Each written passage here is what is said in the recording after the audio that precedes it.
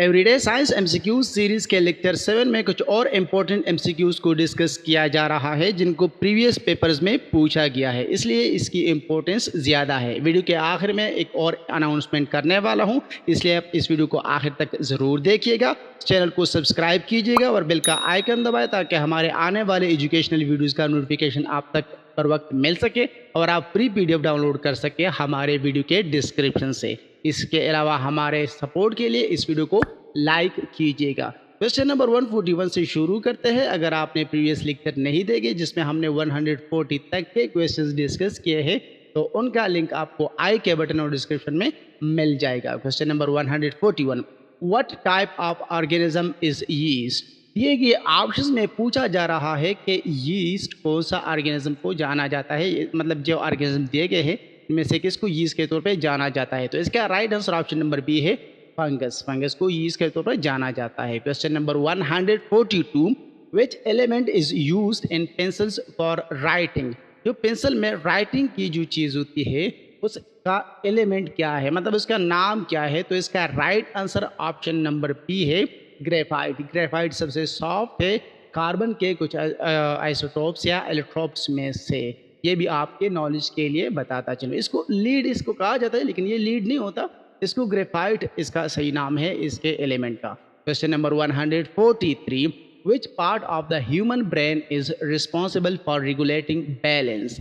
जो human brain है, जो उनका कौन सा पार्ट है जो कि बॉडी के बैलेंस के लिए या बैलेंस को रेगुलेट करने के लिए रिस्पॉन्सिबल है या जाना जाता है? तो इसका right answer option number B है, सेरेब्लम। सेरेब्लम रिस्पॉन्सिबल है जो कि कोऑर्डिनेशन करे और बैलेंस को रेगुलेट करे। ये ह्यूमन ब्रेन का हिस्सा है। Question number 144, what is the chemical symbol for potassium? Potassium का जो केमिकल सिंबल है वो K है। ये भी प्रीवियस पेपर में पूछा गया है। पोटाशियम का जो नेम है लैटिन या ग्रीक की वजह से उसका नाम और उसका सिंबल या केमिकल सिंबल K रखा गया है। Question number 145, which gas is commonly known as laughing gas? ये बहुत इंपॉर्टेंट क्वेश्चन है। हमने अपनी कम्युनिटी पोस्ट में क्विज भी किया था, व्हाट्सएप ग्रुप में भी क्विज किया था। लफिंग गैस नाइट्रस ऑक्साइड को कहा जाता है। इसका अपना नाम जो है वो नाइट्रस ऑक्साइड है, इसके फार्मूले की वजह से, केमिकल फार्मूले की वजह से, केमिकल नेम इनका ये है। लफिंग गैस को इसको आमतौर पे जाना जाता है। Question number 146, what is the most common blood type in humans? जो ह्यूमन में जो ब्लड के मुख्तलिफ टाइप्स है, जिसके ए है, बी है, ए बी है, ओ है, उसमें से जो सबसे ज़्यादा पाए जाने वाले है वो टाइप की ब्लड है। Question number 147, what is the process of cell division in somatic cells called?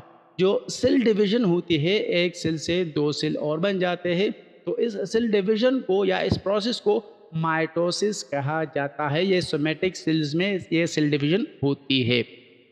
Question number 148, what is the primary function of chlorophyll in plants?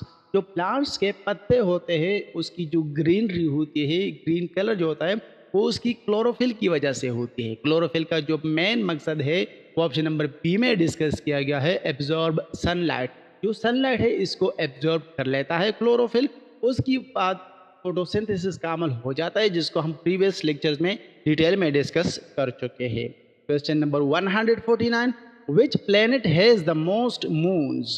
जो सोलर सिस्टम है उसमें से एक प्लेनेट का नाम जुपिटर है और जुपिटर में सबसे ज़्यादा मून्स पाए जाते हैं, जिसकी तादाद 81 तकरीबन हो चुकी है। ये वक्त ब वक्त दरियाफ्त होते रहते हैं मून्स और इसकी तादाद ज़्यादा होती रहती है। फिलहाल जुपिटर में चांद जो है वो सबसे ज़्यादा है।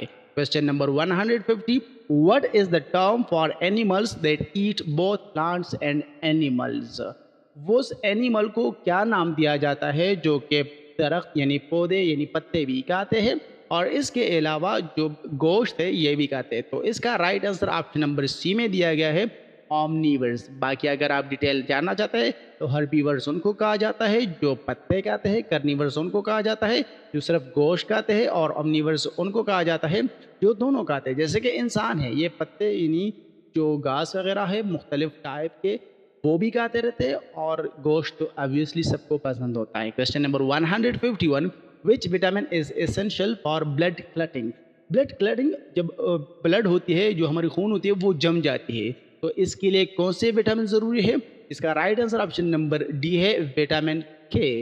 विटामिन के ब्लड क्लटिंग के लिए ज़रूरत है, और जब ब्लड क्लटिंग इस प्रोसेस जो है ये इसलिए ज़रूरी है कि जिससे खून का बहना वो कम हो जाता है। जब बंदा ज़ख्मी हो जाता है तो ब्लड क्लटिंग की वजह से, विटामिन के की वजह से ब्लड क्लटिंग होती है और खून की बचत होती है। Question number 152, what is the freezing point of water in Fahrenheit? हमने बॉइलिंग पॉइंट को डिस्कस किया था प्रीवियस लेक्चर में। यहाँ पर फ्रीजिंग पॉइंट डिस्कस किया जा रहा है और वो भी फ़ारेनहाइट में पूछा जा रहा है। ये आपको याद रखना है। अगर आपसे फ़ारेनहाइट के बारे में पूछे तो 32 डिग्री फ़ारेनहाइट है। अगर सेल्सियस में पूछा जाए, जिसको सेंटीग्रेड भी हम कहते हैं, तो वो 0 है, लेकिन वो यहाँ पर नहीं पूछा जा रहा। Freezing point of water Fahrenheit में पूछा जा रहा है, आपने ये याद रखना है। Question number 153, what is the main component of sun? मतलब सन किस चीज़ से बनी हुई है? वैसे तो ये हीलियम और हाइड्रोजन से बनी हुई है, लेकिन जो मेन कंपोनेंट पूछा गया है सबसे ज़्यादा, तो वो फिर हाइड्रोजन है। हाइड्रोजन की तादाद सन में बहुत ज़्यादा है, इसलिए इसको कहा जाता है कि सन की जो प्राइमरीली कंपोज्ड है वो हाइड्रोजन से ही है। नेक्स्ट क्वेश्चन पे जाते हैं 154, what is the term for a species that no longer exist? मतलब कोई स्पीश हो, कोई नस्ल हो, कोई जानवर हो, या जो पौधा वगैरह हो, जानदार चीज़, वो जब ख़त्म हो जाते हैं तो इसको इंग्लिश में एक्सटेंट का वर्ड दिया गया है। अगर आप यहाँ पर बाकी देखें, एंडेंजर या वल्नरेबल या थ्रेटन्ड, तो ये ख़त्म होने के जब करीब हो जाए तब एक्सटेंट मतलब ख़त्म हो गया, इसको नो लॉन्गर एग्जिस्ट का नाम दिया गया है, तो इसको एक्सटेंट कहा जाता है इंग्लिश में। Question number 155, what is the name of the process by which plants release water vapour into the air? मतलब हवा में वाटर वेपर को रिलीज किया जाता है प्लांट्स की तरफ से, तो उस प्रोसेस को नाम दिया जाता है ट्रांसपिरेशन। ट्रांसपिरेशन तब दिया जाता है जब वाटर वेपर एयर में जाते हैं प्लांट्स से रिलीज होके, तो उसको ट्रांसपिरेशन कहते हैं। बाकी इवापोरेशन इसका नेम है, जब लिक्विड वाटर वेपर्स में यानी गैसियस हालत में तब्दील हो जाए तब उसको इवापोरेशन कहते हैं, जिसको हम डिस्कस कर चुके हैं प्रीवियस लेक्चर में। Question number 156, what is the unit of measurement for electrical resistance? Electrical resistance के बारे में या फिजिक्स के इस तरह मेजर के बारे में अक्सर पूछा जाता है हर एक पेपर में, एवरीडे साइंस के क्वेश्चंस में से। यहाँ पर इसका राइट आंसर ओहम है। ओहम यूनिट है जब हम इलेक्ट्रिक रेजिस्टेंस को मेजर करते हैं। Question number 157, what is the main gas found in the air we breathe? जब हम सांस लेते हैं तो उसमें से मेन गैस नाइट्रोजन होती है, ये आपको याद रखना है, क्योंकि जो एटमॉस्फेयर है वो 78% नाइट्रोजन उसमें पाया जाता है, बाकी 21% ऑक्सीजन है और अदर गैसेस 1% के करीब है। Question number 158, what type of rock is formed from the cooling and solidification of magma and lava? वो रॉक, उस पत्थर के बारे में पूछा जा रहा है, उस पहाड़ के बारे में पूछा जा रहा है जो कि मैग्मा और लावा कूल हो जाए और उसकी सॉलिडिफिकेशन हो जाए, सॉलिड बन जाए, तो उसको फिर इग्नियस रॉक कहा जाता है। मैग्मा जब ज़मीन के अंदर आग पाई जाती है, लावा जब वो बाहर निकल आती है उसको कहते हैं।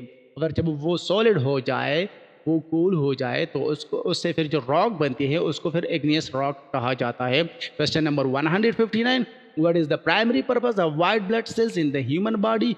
Fight infections. ये इन्फेक्शंस, बीमारियों के खिलाफ लड़ने वाले ब्लड सेल्स को वाइट ब्लड सेल्स WBCB कहा जाता है। इसको हम डिस्कस कर चुके हैं प्रीवियस लेक्चर में। Question number 160, which organelle is known as the control centre of the cell? इसको न्यूक्लियस कहा जाता है, इसको हम उर्दू में मरकज़ कहते हैं।